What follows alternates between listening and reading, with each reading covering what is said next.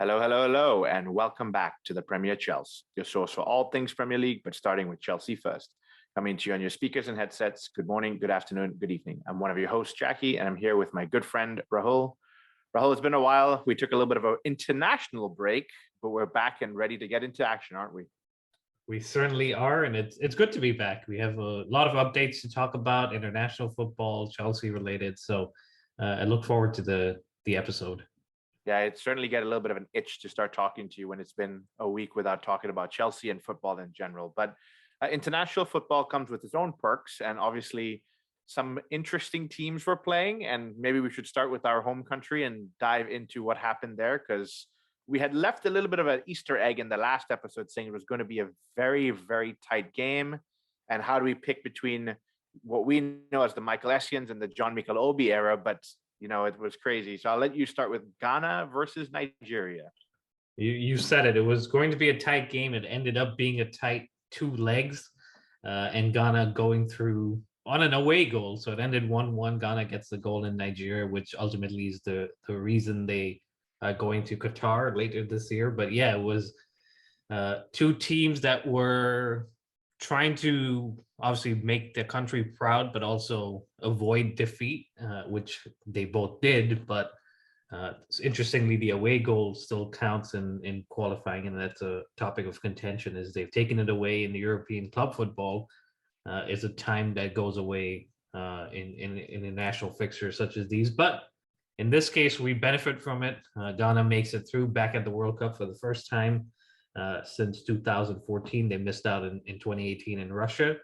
And so they'll be going to Qatar later this year in December. And it's good. It feels good to say that. It feels good to know that we'll be watching them, even though it might be at 4 a.m. for you on certain days. But knowing that they'll be there, and you and I have both been in Ghana when the team's been playing at the World Cup, and everything comes to a standstill.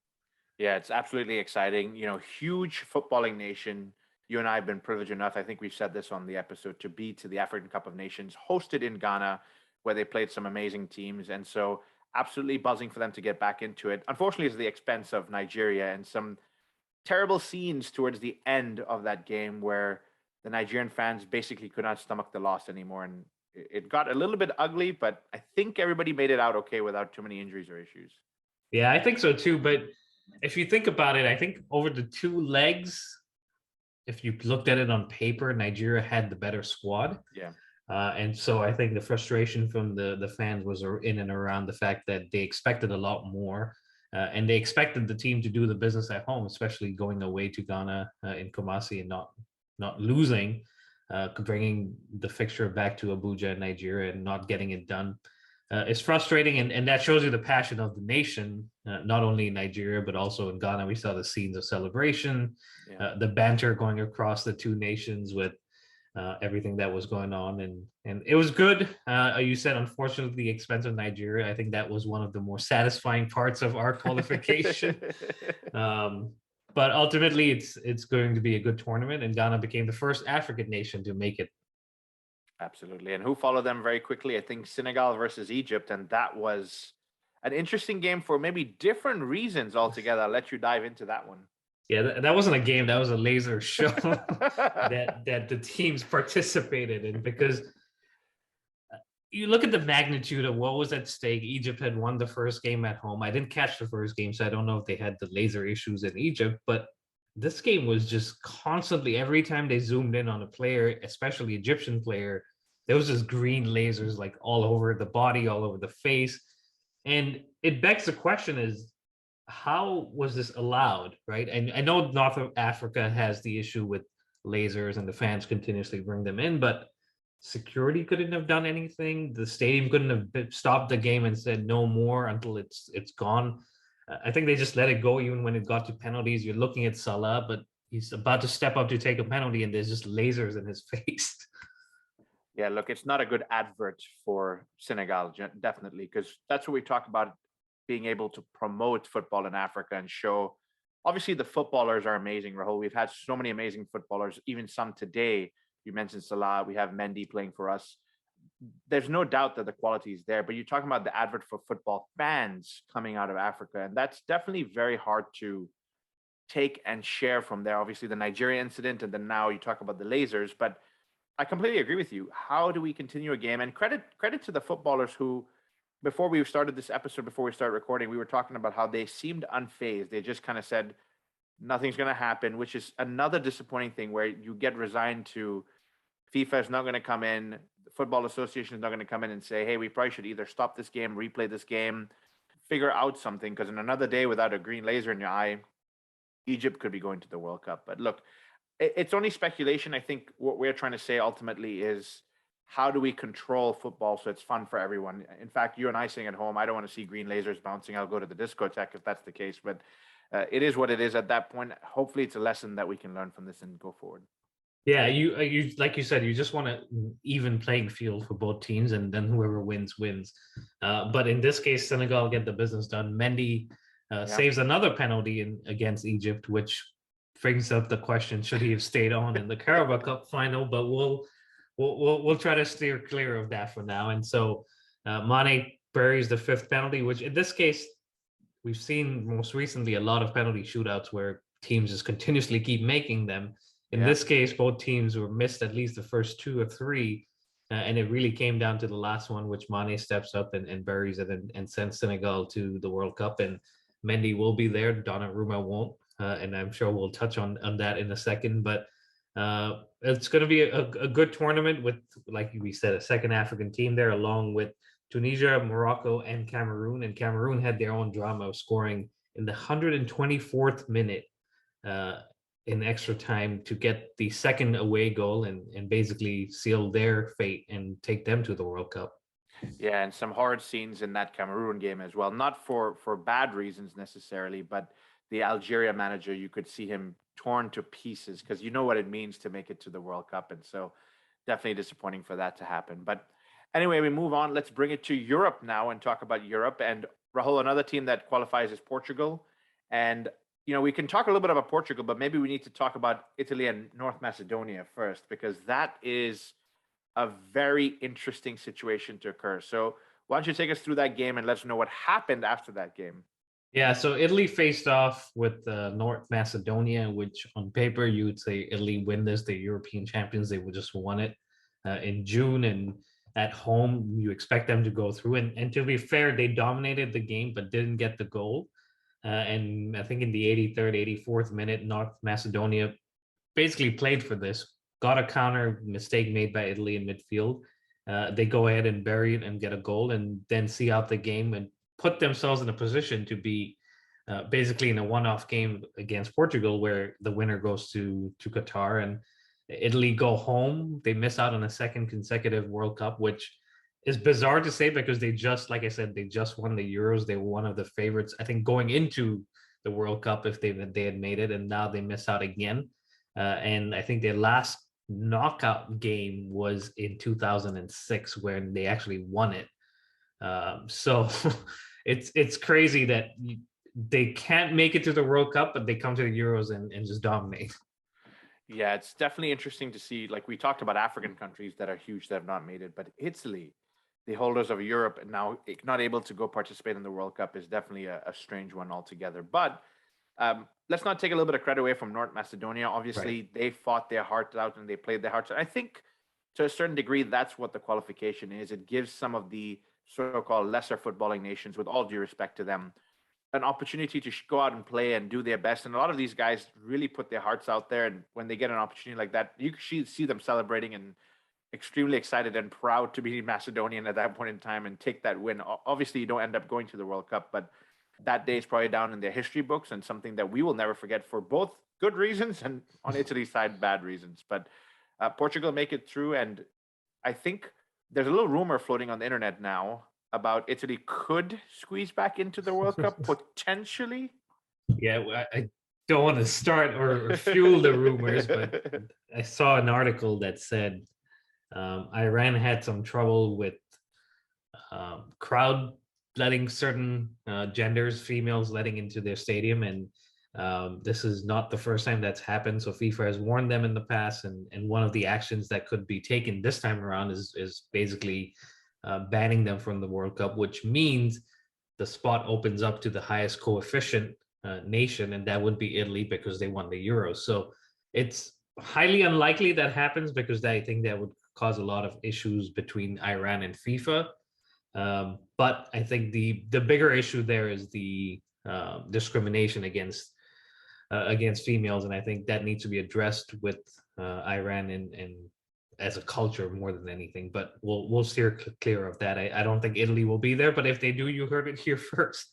Yep, those things take time, by the way, breaking down cultural barriers. Right. But completely agree with, if there is a little rumor and there's something that can be done, not to bring Italy in necessarily. I'm not for or against that, but to educate and promote that women can attend football games and have a lovely time and be part of the whole situation. That'd be great as well. But so Yeah, we covered and Africa. Go ahead, sorry. just to since we brought it up, I mean, we saw today, Barcelona women played the Real Madrid women, and the new camp had 91,000, almost 91,500 people watching this Incredible. game, which Yep. is the record for a women's game, and I think a record for the new camp. Yep. So, uh, obviously, we spoke about the negative side or the not so positive side in Iran, but the women's game is flourishing, and this is something that the future is going to see even more, that women's games are growing and people are wanting to watch them.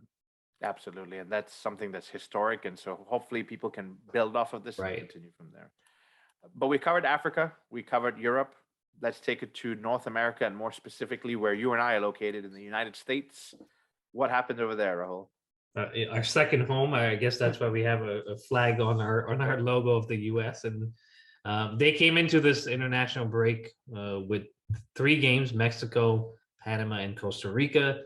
And 3 games of that, 2 of them were away, so tough games. They had to go to Mexico away, they had to play Costa Rica away, and they hadn't sealed their fate. None of the teams that really had in the CONCACAF, but U.S. flew away to Mexico, got a good draw there. Were arguably the better team, and maybe should have even gotten all 3 points. They come back home, go to Orlando, and Pulisic turns on the man in the mirror mode and basically eliminates Panama's any hopes of qualification, because they were still in the picture of at least making the playoff, and comfortably gets a hat trick. The U.S. win 5-1, which makes it impossible for them to really not qualify, because they would have had to lose 6-0 to Costa Rica. And they did play Costa Rica today, and the game just ended a few minutes ago. They did lose 2-0, but they still qualify and go to Qatar. And I think, if I'm not mistaken, that's Pulisic's first international hat trick. And so, That's right. you know, sometimes we forget, Raul, I think he's 23, 22, 23. And sometimes we forget that he's such a young man, because for years he's not only carried the United States hopes for certain things, he's also carried Chelsea in many big events. And so excited for him. I'm going to skip over the Costa Rica loss, because, you know, you want a footballing nation that wants to go forward and really build from there, to take every single game seriously. Now, look, ultimately, it's a calculated move, right? You don't necessarily have to play hard. You don't have to injure anybody. Let's go through. But same thing with Chelsea. You start to set expectations of, well, if we're not going to go win this game, let's at least keep it controlled and not lose the game at the very least. But look, let's talk about the positives. Hat trick for Pulisic. They're going to the World Cup. It's an exciting moment. Young team, a young American team as well. And so this is definitely a learning moment for them as they go through. And next year, they might even be, you know, further on than where they are to this time around. Yeah, and they were missing some names. They were missing Weston McKennie.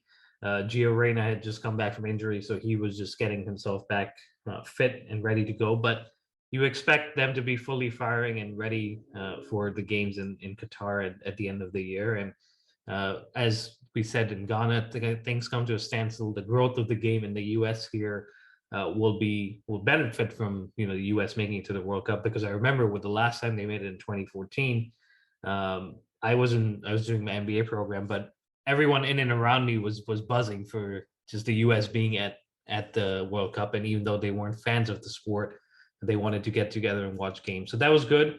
And another story I have: the last time both Ghana and U.S. made the World Cup was in 2014, and they ended up playing each other in the group stage. And so while we were watching one of the games over the weekend, I asked my wife, hey, if they both end up making it, because neither had made it at that time, who would you support? And she goes, obviously, there's no question here, I'm going to support the US. So she asked me, who are you going to support? And I said, obviously, there's no question here, I'm going to support Ghana. So as luck would have it, if they do end up together in the group stage or at some point in the World Cup, there's going to be a fun rivalry going on at home here. It's going to be a split household. I think you guys will be in different rooms so you don't punch each other on the shoulders as the game goes through. But look, those are things that we live for. So I lived in a household growing up with a Liverpool fan, Manchester United fan, and of course I being a Chelsea fan. And so that ended up being a little couple of punches on the shoulders, fighting for the TV. So hopefully in your guys' case, you can share a screen if USA play Ghana, and you can come to a mutual understanding at that point in time. We shall see, and I'm sure you should go ask the question to your wife, because I think you might get the same answer.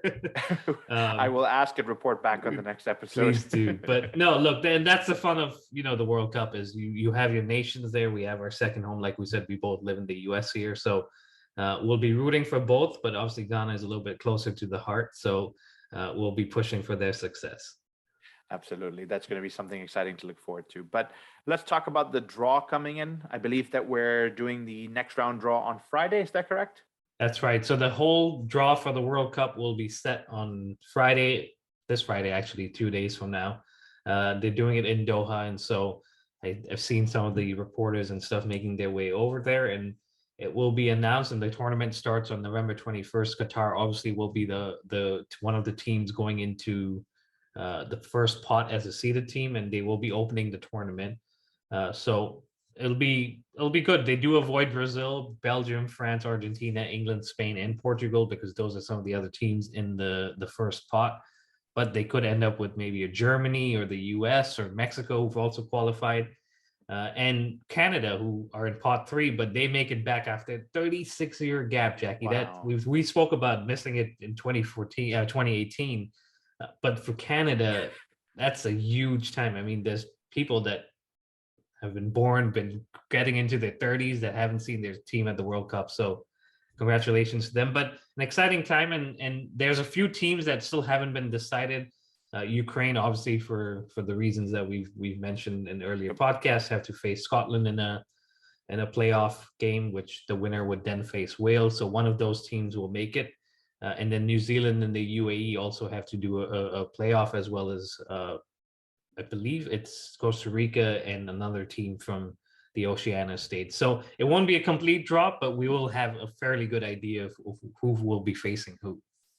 Yeah, and that's where we get to the point where we can start planning. Maybe we can get some World Cup tickets if we see a couple of good games that we can attend, but I don't want to get my hopes up just there. But that really wraps up the World Cup. Obviously we missed the Premier League, we missed Chelsea, but a lot of exciting games that came up. A lot of us that we were closely tied to and were able to watch. Christian Pulisic gets his hat trick. Italy get knocked out. And so absolutely wild scenes over 1 week's worth of games here. But let's get back to what's near and dear to us, and that is Chelsea, and a touchy subject that's been dragging out now. In fact, I think right before we took a break for international football, we talked about potentially the ownership situation would be resolved, but it doesn't sound like we're at this point having a new owner. So what can you share with us about what's going on at this point in time? Yeah, so I mean, we have had progress. The last time we spoke and did an episode, I think we had about 10 parties interested and had put in a bid. We're now down to 4, and so those 4 are Todd Bowley, who has been a name that's been mentioned all along. Ken Griffin is another one. The Ricketts family, which we had mentioned the last time, and a 4th bidder, billionaire, that came really out of nowhere. He put in a bid, but requested for it to be private, not be mentioned in the public, and that's Stephen Pagliuca, who is a co-owner of the Celtics and has a 55% stake in Atlanta, the team in Italy. So he's one of the ones in the running, and I'm sure by now everyone that supports Chelsea has seen the No to Ricketts trending.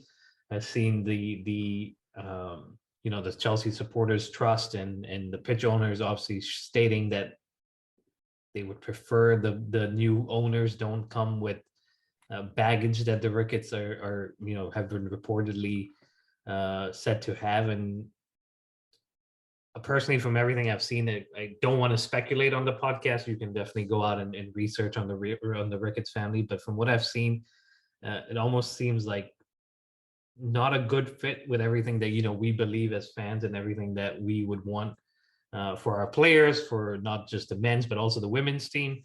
And so for those reasons, I think that's the biggest backlash towards the Ricketts family. Ideally, for me, I would go with Todd Bowley, who seems to be saying and doing the right things. But there could be, and maybe I'm just being wishful, Roman Abramovich still might hold on to the club. I'm praying for that, but ultimately, I think a sale is going to happen, and if it is going to happen, I would go with Todd Bowley. Yeah, so I'll give you a quick 2-minute synopsis of where I am. I'm not fully educated on the Ricketts family. I have seen the same news and the same posts that you have seen, as many Chelsea fans have gone out and done a little bit of research. Todd Bowley, I think we've spoken the most about him, Rahul, and so maybe that's where our comfort level comes from. And so definitely, I don't have any say if it's going to be a Todd Bowley, Ken Griffin, Steven, or even the Ricketts family. Ultimately, I think it comes back to what we said about 3 or 4 episodes ago. I think Roman Abramovich has trusted the board of directors, or the Chelsea trustees, which include people who are truly Chelsea people that love Chelsea. And so ultimately, they would or should make the right decision for the football club, not only from a financial perspective, but from an operating perspective and longevity perspective, which is going back to the youth systems, going back to the women's systems as well. So that gives me a little bit of comfort. And so I haven't followed this very closely. What I have followed, which is an extremely shocking piece of news, is what has been coming out about what happened with Roman Abramovich when he went to help with peace talks. And again, a little disclaimer here, the news we get, we cannot confirm if all of it is completely accurate, how it comes out, where it's coming from. But the little that we are understanding is that Roman Abramovich was involved in some sort of peace talks between Ukraine and Russia. And immediately after the peace talks, he was declared to have some sort of poisoning, is what we can conclude based on what we've read. Something to do with red eyes and peeling skin. And so something to be concerned about, regardless of Chelsea as a football club, regardless of a sale, all that put aside. He's a human being that's near and dear to us. He's a human being, period. And so for him to try and do the right thing and do a good thing and come out with what appears to be an attack, it's quite disheartening to hear. And I'll pass it over to you for a quick word here, Rahul. Yeah, I mean, you touched on a lot of things, right? And I think just to step back for a second on the ownership piece, we said we hope before the next Premier League game this will be sorted out, which obviously isn't going to be the case. We're down to the 4 groups that we mentioned, and it seems like the Rain group that's handling the negotiations, or at least accepting the bids and relaying them over to Roman and to Chelsea, have said that they aim to complete the picking the preferred bidder by the end of April. So we're now a month away from where we are today.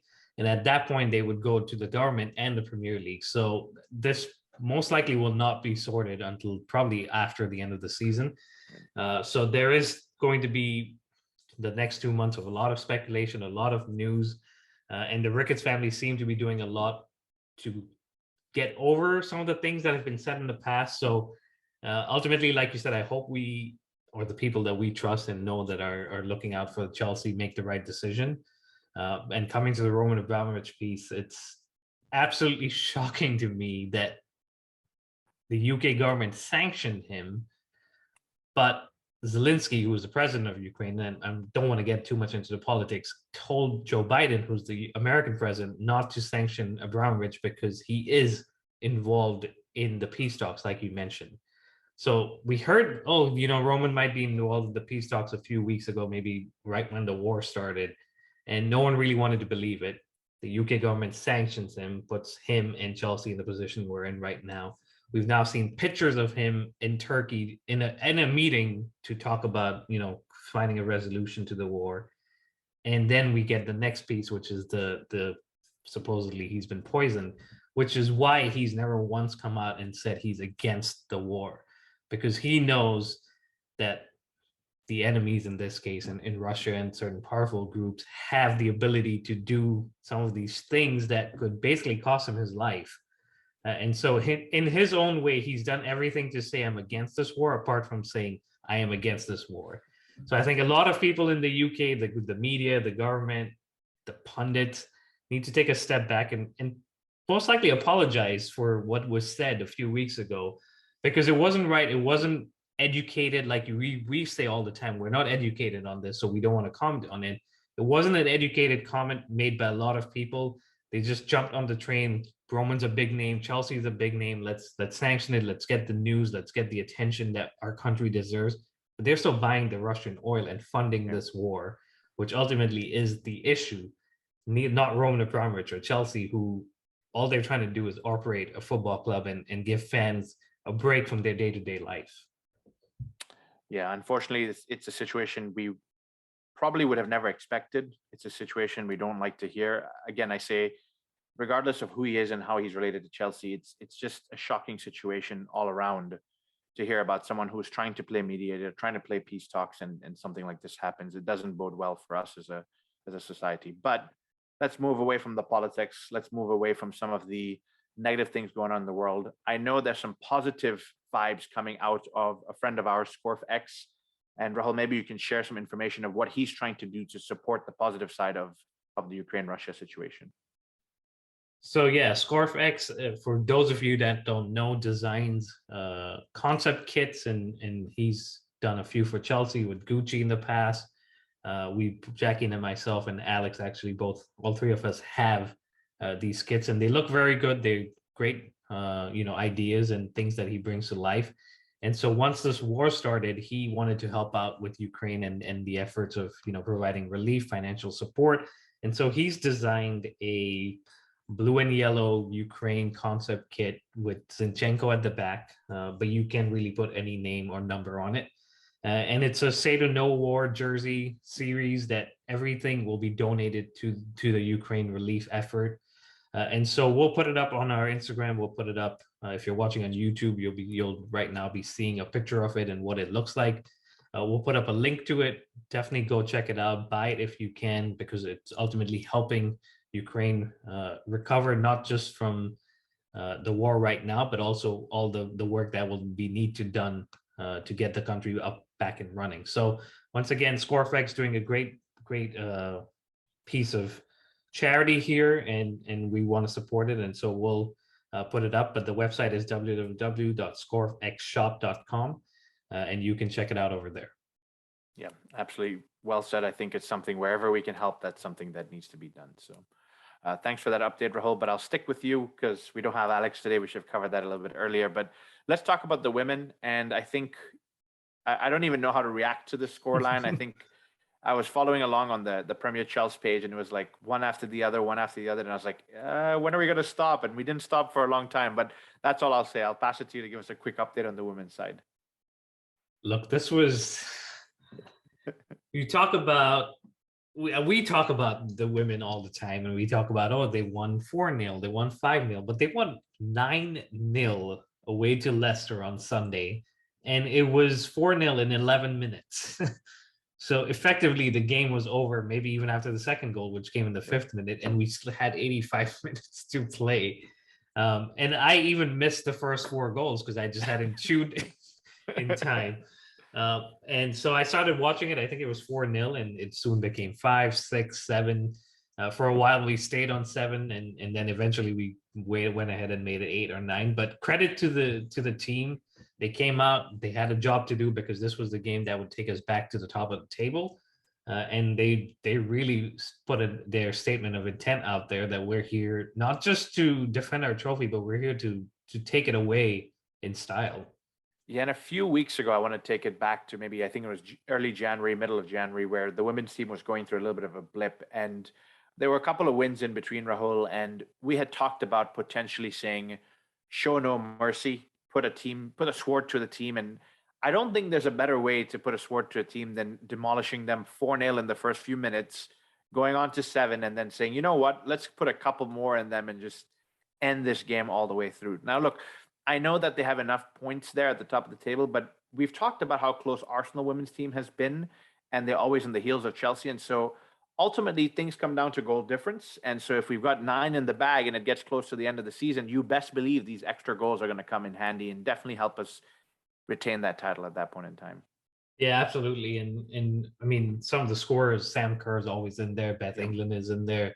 Gura right-hand scores a beautiful free kick. If you haven't seen it, definitely go check it out. But one player I want to talk about, and we actually have spoken about her in the past, was Lauren James, who came on as a second half substitute. She's made her move over from Manchester United over the summer, and if you haven't picked up from the name right now, she's related to Reece James. She's his sister. And she comes on and gets her first goal for the Chelsea women in the 88th minute, which was the 8th goal.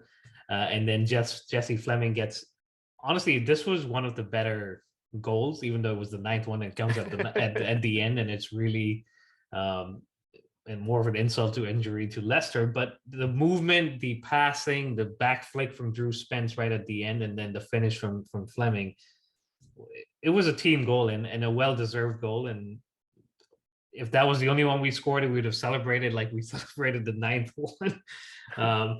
And this ties the record for the biggest away win in the Women's Super League. It came between Liverpool and Doncaster Rovers, and now Chelsea have tied that record. So breaking records every week and doing it in style and going top of the table by a point right now.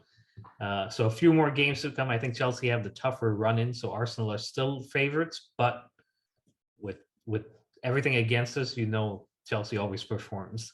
That back heel assist, Rahul, was just beautiful to watch. The weight and the pass on it just to get her into the right spot was just incredible. So they're doing all the right things, and like you said, just a point, but the goal difference is going to come in handy towards the end of the season. I'm going to say that right now. But let's move on and talk about the Chelsea men now. And it's been a few weeks since we've played, and we're coming back to play Brentford. We're at home playing Brentford on Saturday.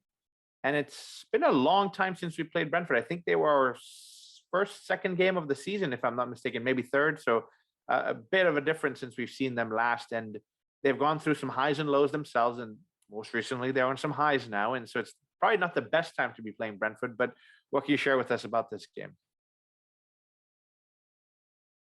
Yeah, like you said, we faced them pretty early in the season, and at that point they were flying high. They were almost one of the surprises of the season at that point because no one really expected them to do that well. And we won only by 1 goal in that game, and they made it pretty tough. If you remember, Mendy came up big a few times in that game. And so they come into this game, they're still fighting relegation. I believe they're sitting in 15th. So even though they're 5 points clear of the 17th place Everton do still have some games. So they do want to pick up some points, and we've seen them give tough games to most of the big teams. So after an international break at home with maybe not a full Stamford Bridge, it's going to be an interesting outcome here. But I think we have been on a good run ourselves. 5 games, the last 5 games in the Premier League, we've won them. Most recently, that was against Newcastle, which again were a relegation team, and that was a tough game. So I think we should come out on top. But this time last year, we came back from an international break, faced a relegation newly promoted side in West Brom, and that didn't really end well for us. Yeah, I vaguely remember that game, but look, it's one of those situations where we've just got to kind of press on at this point and see where we can do from here, because we are trying to push and open up that gap from people chasing us in the 4th position. Yeah, absolutely. And like I said, there might not be a full house, but the government have amended the license, so we can sell home game tickets for the Champions League, the Wembley tickets for the FA Cup semi-final, and for the women's game at the King's Meadow, we can continue to sell tickets. But for some reason, the Premier League home games are only limited to season ticket members, which I'm not sure why that makes any sense. But we'll have to roll with it. And like I said, when things are against Chelsea, we come out on top. So we'll take it as we go. And with Brentford being the first game, pretty much the beginning of the end of the season at this point. So we want to start off on the right foot. We've got Champions League coming. Like I said, we've got FA Cup coming, but we want to solidify that top 4 spot. So, Jackie, who would you start in this game, knowing that a lot of players have been away? I've been dreading this question since we started the episode because it's tough for all of the reasons you mentioned. International duty, Real Madrid coming up. You want to make sure you have the best but fittest players. And so definitely very tough to choose from, especially when we get to the front line. But coming to goalkeeper, I think Mendy, coming off another brilliant performance, this time doing it for Senegal. I think he's got to get back into the starting lineup. I think he's going to go with a back 3, obviously tried and tested and what he trusts as well. Azpilicueta, he'll be at right center back. And then Andres Christensen, I think we've heard he's now signed a pre-contract agreement with Barcelona. It should come out as confirmed here or there anytime soon. However, while he's here, Tuchel said he will give him the same respect and play him as much as possible. So with Thiago Silva traveling all the way from Brazil and back, he might not be in the best fitness. But look at me, silly enough to say that out loud with Thiago Silva, knowing he can play back-to-back games, even coming back from Brazil. Rudiger at left wing, left center back. Apologies, trying to get all the positions right in my mind. Then we get into the middle of the park. I think Reece James is back fit and in training, and so I struggle with this one because I don't know if I want him to start this game, but I do want him to start the Madrid game, and so I want him to be fit for that. So it's tough for Hull. Maybe Callum Hudson-Odoi at right wing back. Midfield duo of Jorginho and Kovacic, maybe saving Kante for Real Madrid, which is another tough game that's coming up as well. And Alonso at left wing back. He did play for Spain, but I think Alonso can slot into that role and help us over there. The front three is where it's up for debate, but I would go with Hakim Ziyech, Mason Mount, and Lukaku. Yeah, strong lineup, and we saw Lukaku, Chalobah, Ziyech, and I forget who the fourth player was in Miami. Maybe Ben Chilwell, I think I saw. Yeah, I saw Ben Chilwell too. Yeah. So they've been bonding, and hopefully they can continue that bonding in the squad if Lukaku starts, because like you said, Madrid are coming up on Wednesday, so we do need our players fit and ready to go. Yep. But it's like I said, it's going to be a tough game. So maybe Kai starts up top. He's been in great form. He got a goal for Germany as well. So he's continuing his form not only for us but also for Germany. So I'm okay with that squad. I think Reece should get some minutes, so maybe he doesn't start. And if he doesn't start, maybe Aspie comes in and Chalobah can fit in the right center back, and that allows Cho to play up front. So it's good to see players coming back and getting fit, because like we said, it's the beginning of the end of the season where prizes are there to be won, and we want to be there. So a tough game, but Jackie, what's your prediction? Tough game indeed. I'm going to go for a 2-1 win for Chelsea. All right, I'm going to go for a 1-0. Let's get a clean sheet. Let's start off with the right intent. No 5-2 defeats anymore. But we saw how that ended last season, so if that's what the end is in store, I'm okay with that. But no, it should be a good weekend of Premier League football, and it's back. And like I said, Real Madrid coming up. After that, we have another Premier League game, then Real Madrid, then Southampton. So these games are going to be coming thick and fast, and we'll be speaking a lot more often than we did in the last 10 days or so. Absolutely. That's going to be some exciting things to catch up on. A lot of football to be played. And so hopefully we can get back to that cadence of kicking out those episodes like we used to do before. Absolutely. And don't forget to set up your fantasy Premier League teams, guys. I know Jackie forgets, so I that was more of a reminder for him, but for you guys too. And our league's coming up to an end too in the fantasy league. So there's some prizes there to be won as well. So keep at it, guys. But that wraps it up. Thank you very much for listening. Please continue to subscribe, like, and follow us. It's at the Premier Chels on Apple, Spotify, Google Podcasts, and Instagram. And on Twitter, it's at Premier Chels. And on YouTube, it's at the Premier Chels as well, if you're watching us there. And as always, send us your feedback, and we will be back with a new episode. But until then, stay safe and up the Chels.